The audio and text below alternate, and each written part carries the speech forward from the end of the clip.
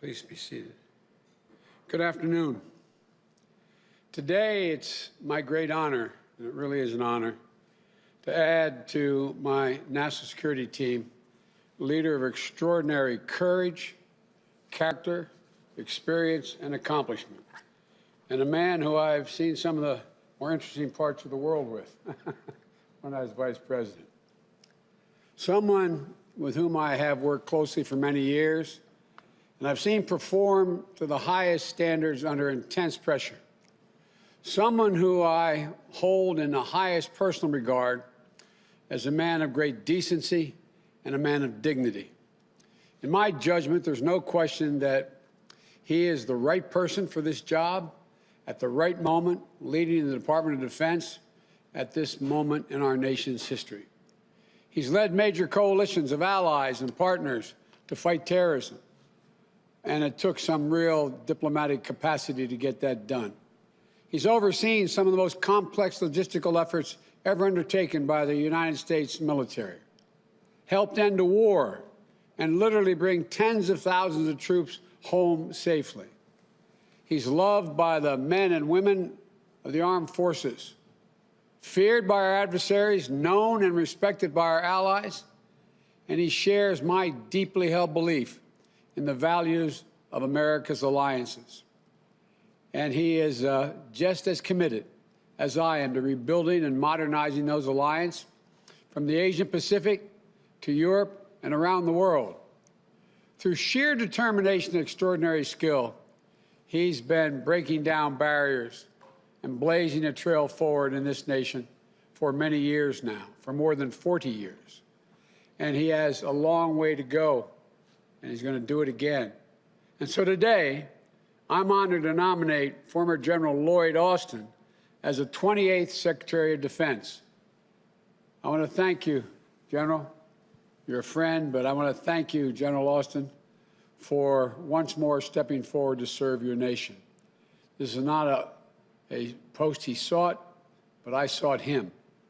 And I want to thank you and your family for once again sharing you with our country. And thanks, Charlene. Today, I know how proud they all are of you, all four of your children, your older sisters, and your brother. I knew the reason why you were a good man, you had to have sisters to raise you along the way, right? I know mine did me, and she's much younger. And your incredible wife, Charlene, and I mean that sincerely. Tomorrow, I'm told that Jill and Charlene are going to spend some time together sending off packages to our soldiers abroad. She and Jill are both passionate about supporting military spouses and families, and I know they'll be powerful advocates for that community together. And, you know, they're going to both be working at the White House and the Defense Department together to make sure our families are cared. I said before, General, America only has many obligations, one sacred obligation: to care and equip those we send to war, to care for their families when they're gone, and to care for them when they come home and their families. I got to know General Austin during my early days as Vice President. President Obama had charged me with overseeing the end of Operation Iraqi Freedom and ensuring the orderly withdrawal of our forces and equipment from Iraq. General Austin was with me on the ground, not just for meetings with troops or for military strategy sessions. He was there when I was working with Iraq political leaders. I watched his political skill, how he dealt with them. They respected him across the board. When I met with the leaders of our coalition partners, the same thing. And he was there during one particularly memorable incident when we were at a meeting at the ambassador's residence in the Green Zone. The insurgents launched a rocket attack on the house. And of course, General Austin was just another day at the office. He just sat there and kept right on going. So I sat there and kept right on going. And everyone wondered, what in the hell are they doing? But, you know, he's cool under fire, inspiring the same and all those around him. That's Lloyd Austin. He was the person President Obama and I entrusted with the incredible task of bringing home America's forces and redeploying our military equipment safely out of Iraq. It was the largest logistical operation undertaken by the Army in 60 years. Getting it done required much more than military know-how. General Austin was a diplomat. It was not an easy task. He built relationships with our Iraqi counterparts and with our coalition partners. He was a statesman representing our country with a skill at tables that I've sat with him, with foreign leaders, and I wondered whether or not he was from the State Department or from the Defense Department, both military and civilians. I'm not exaggerating. He has a way about him. And always, above all, he's looked out for his people. That's why he was known as the soldier's leader. In this time in the United States Army, Lloyd Austin met every single challenge with extraordinary skill and profound personal decency. He's the definition of duty, honor, country. And at every step, he challenged the institutions that he loves to grow more inclusive and more diverse. He was the 200th person ever to attain the rank of a four-star general, but only the 6th African-American to ever do that. He was the first African-American general officer to lead the Army Corps in combat. He was the first African-American to command an entire theater of war. And, if confirmed, he'll be the first African-American at the helm of the Defense Department in well over 200 years. Another milestone. And he's a barrier-breaking career, has been like this throughout his career. Lloyd Austin retired from the military service more than 4 years ago. But the law states that an officer must have left the service 7 years before becoming Secretary of Defense.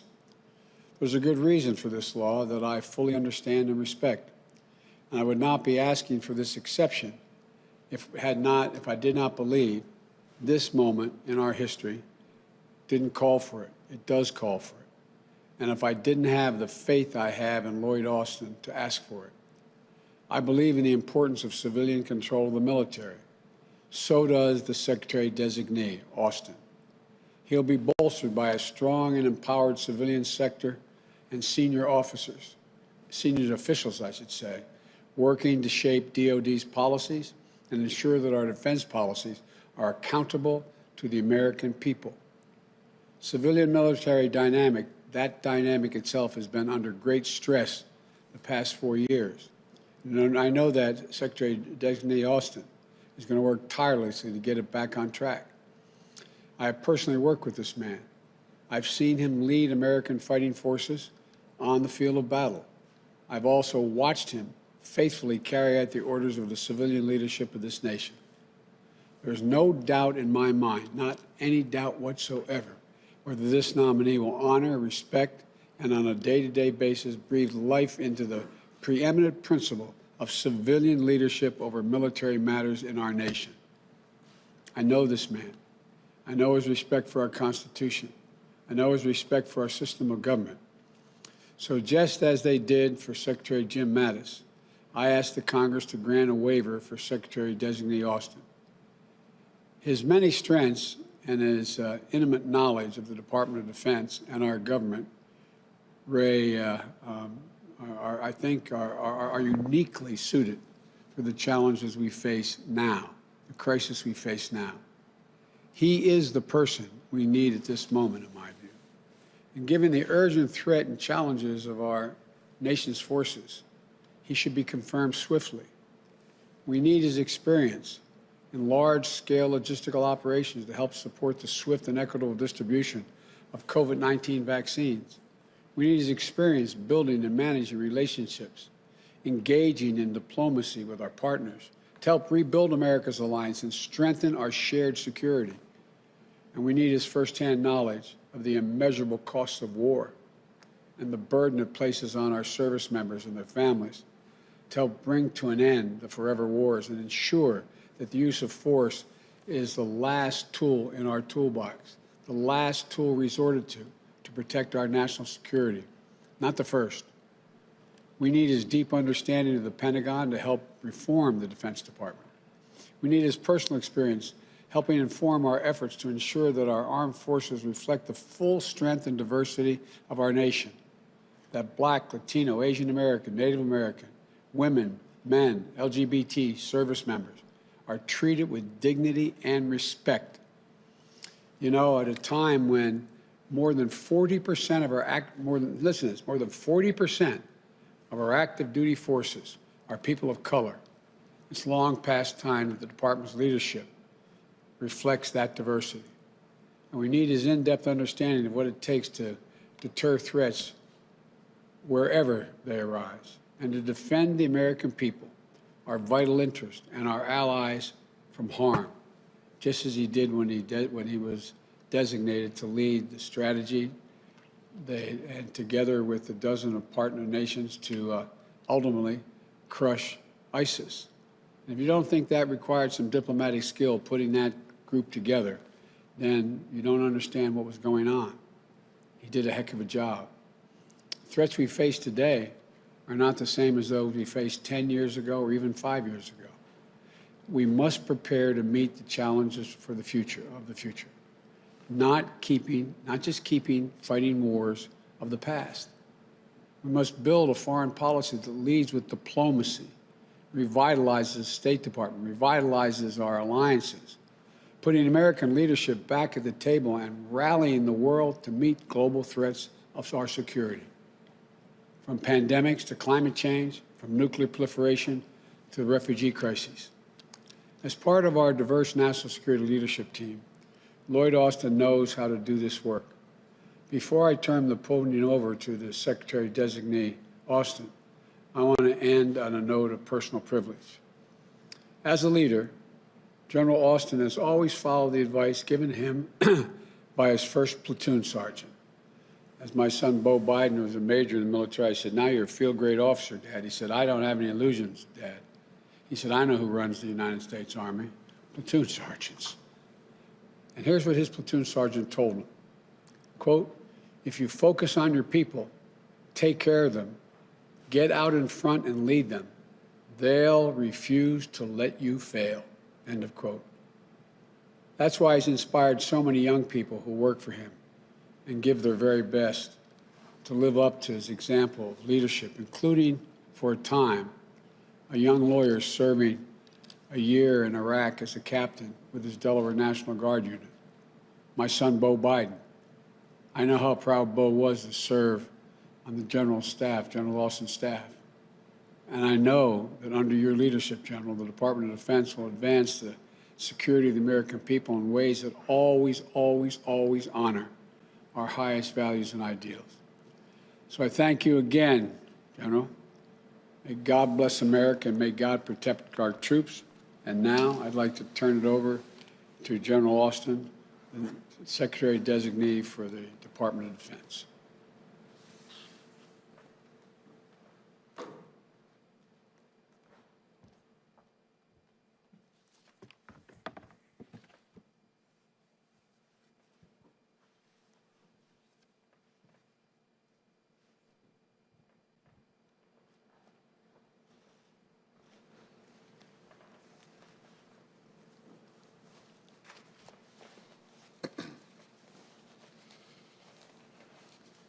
Mr. President-elect and Madam Vice President-elect Harris, thank you for your trust and your confidence and for the opportunity to serve as a 28th Secretary of Defense. And if confirmed by the United States Senate, it will be my sincere honor and privilege to return to the department and to lead our great service members and civilians in accomplishing the mission of ensuring our nation's security. You know, back in 1877, a young man from the small town of Thomasville, Georgia, Henry Ossian Flipper, became the first African American to graduate from the United States Military Academy at West Point. And after his commissioning, he was assigned to one of the Army's all-black regiments. And he became the first non-white officer to lead the Buffalo Soldiers of the 10th Cavalry. And so fast forward to today, nearly 150 years later, another native son of Thomasville, Georgia, stands before you as the Secretary of Defense designate. Now, many people have paved the way for me and countless others over the years, to include Henry O. Flipper. And I am supremely grateful to all of them for their courage, for their determination, and for the example that they set throughout. And they include the Tuskegee Airmen and the Montford Point Marines and many others. And throughout my career, I've also been incredibly fortunate to benefit from the support and the mentorship of exceptional leaders like General Colin Powell and Admiral Mike Mullen and General Johnny Wilson and my old platoon sergeant, who you heard the President-elect just talk about. You know, I was a brand new second lieutenant, and Sergeant First Class Fox Ballard took me in and taught me the way of the world. So I owe him and many others a great deal. And as Sir Isaac Newton famously said, if I have seen a little further, it is by standing on the shoulders of giants. I've been very fortunate to have the love and support of my family as well. My mother and father, who was a postal worker who, along with a number of my uncles and other relatives, spent time in the military, and that inspired my own desire to serve. I've also enjoyed the strong support of my brother and four older sisters. And most importantly, my bride, Charlene, who I've been truly lucky to have by my side all these years. And I am so grateful for her enduring love and for her support. You know, I spent much of my military career tackling tough issues and formidable adversaries in challenging parts of the world. And President-elect Biden, as you mentioned, we've worked closely together on some tough issues. And we've gotten to know each other under some intense and high-pressure situations. And, sir, you can expect that as Secretary of Defense, that I will give you the same direct and unvarnished counsel that I did back then. I understand the important role of the Department of Defense and the role that it plays in maintaining stability and deterring aggression and defending and supporting critical alliances around the world, including in the Asia-Pacific, in Europe, and around the world.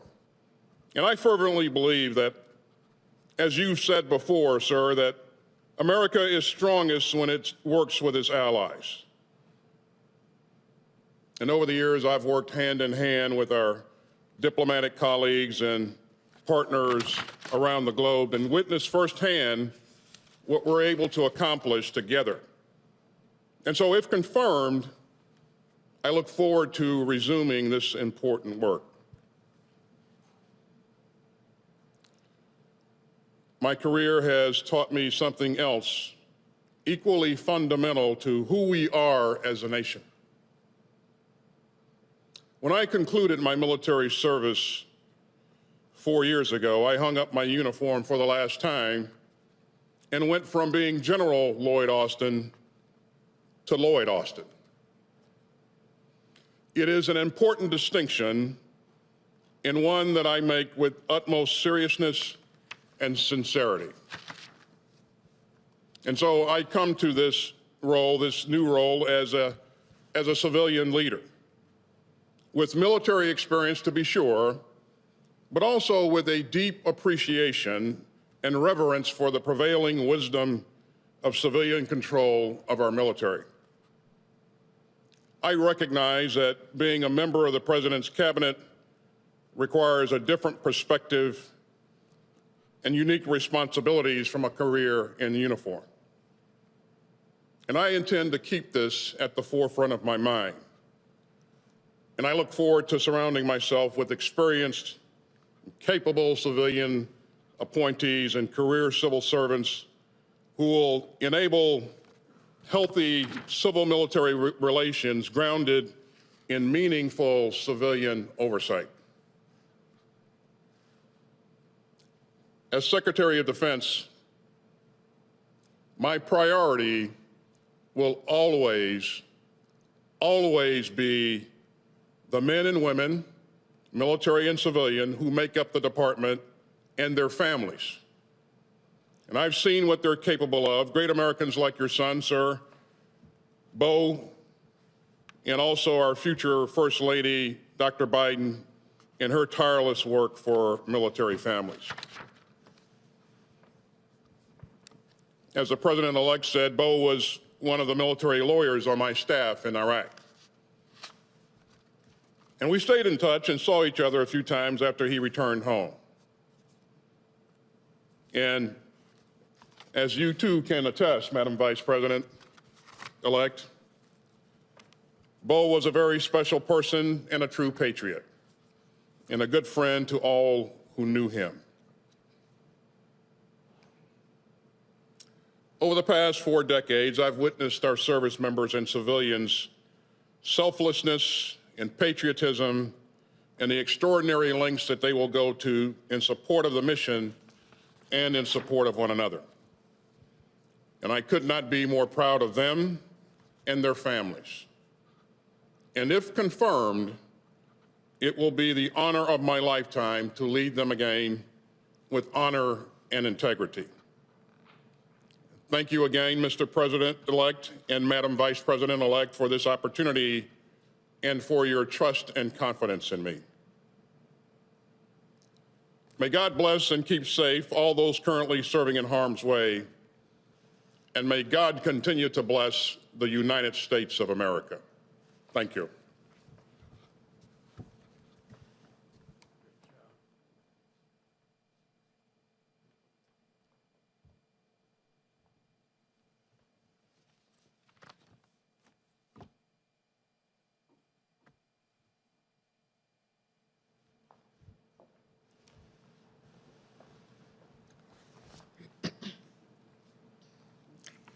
Good afternoon.